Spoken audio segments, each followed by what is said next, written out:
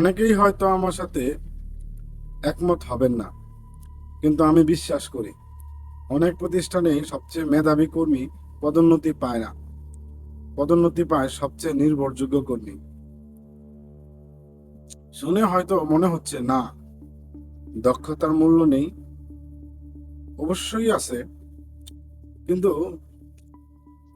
কিন্তু একটা প্রশ্ন করি, আপনি যদি একজন ম্যানেজার হন, আপনার টিমের দুজন কর্মী আছে,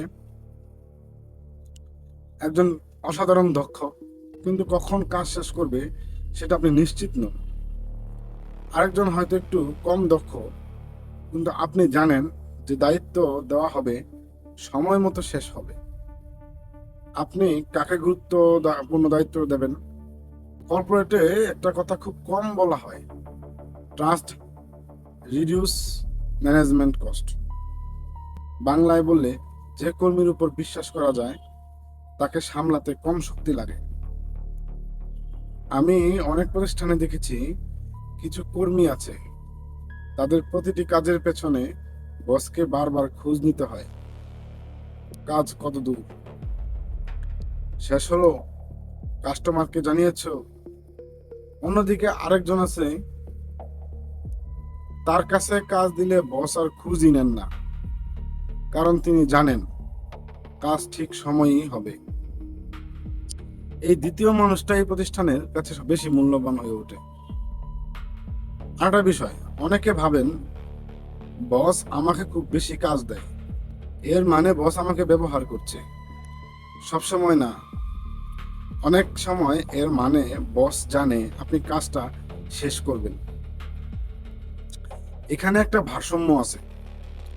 কাজের চাপ অন্যায়ভাবে চাপিয়ে দেওয়া ঠিক নয়, কিন্তু গুরুত্বপূর্ণ দায়িত্ব বারবার পাওয়া অনেক সময় বিশ্বাসের লক্ষণও হতে পারে। আমি নিজের কর্মজীবনে একটা বিষয় বুঝেছি, অনেক কর্মী নিজের দক্ষতা বাড়াতে সময় দেয়, কিন্তু নিজের নির্ভরযোগ্যতা গড়তে সময় দেয় না। নির্ভরযোগ্যতা তৈরি হয় কিভাবে? ছোট ছোট অভ্যাস দিয়ে। কথা দিলে রাখা, সময় মতো উপস্থিত হওয়া, সমস্যা হলে আগে জানানো, ভুল হলে দায় স্বীকার করা। এই বিষয়গুলো সিভিতে লেখা যায় না, কিন্তু ম্যানেজমেন্ট খুব দ্রুত বুঝে ফেলে। আমরা অনেক সময় ভাবি প্রমোশন শুধু দক্ষতার কারণেই হয়। বাস্তবে প্রমোশন এর পেছনে থাকে একটা প্রশ্ন, এই মানুষটার হাতে বড় দায়িত্ব দিলে আমি নিশ্চিন্ত থাকতে পারবো? যদি উত্তর হয় হ্যাঁ, তাহলে শুধু কর্মী থাকে না, ধীরে ধীরে নেতৃত্বের জায়গায় চলে আসে।